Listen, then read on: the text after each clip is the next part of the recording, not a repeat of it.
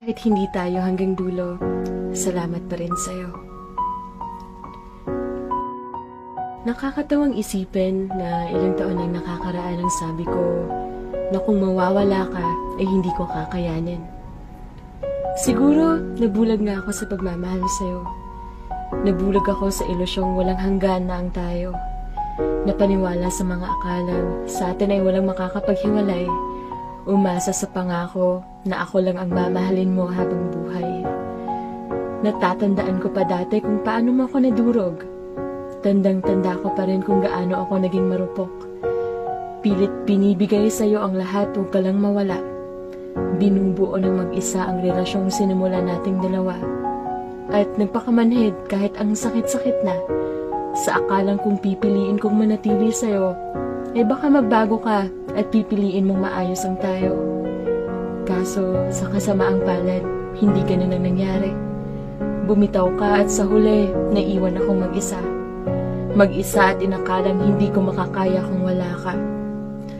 Tanda mo yung mga panahong hinahabol pa kita? Umiiyak habang nagmamakaawa na baka pwede pa. Pero walang nagawa din yung mga luha ko noon. Kasi tuluyan ka nang umalis, sabay sabing buo na yung desisyon. Gabi-gabi kitang iniyakan dati. Sa sobrang sakit, akala ko hindi na ako magiging okay. Dumating pa sa puntong inakala kong ako yung may pagkukulang. Inakala kong ako lang yung may mali at may kasalanan. Inakala kong hindi ako karapat-dapat mahalin. Inakala kong kailanman ay hindi na ako pipiliin. Pero mali pala lahat ng akala kong yun. Dahil naiintindihan ko na ang lahat ngayon.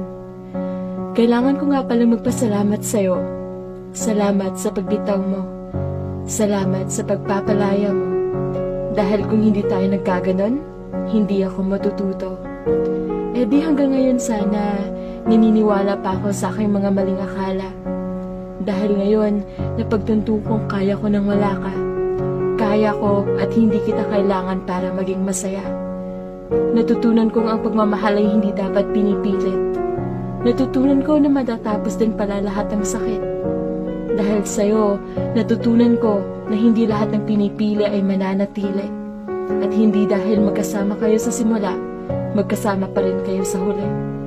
At dahil sa'yo, napagtanto kong kahit hindi man ako perpekto, karapat-dapat pa rin akong mahalin ng tapat at totoo.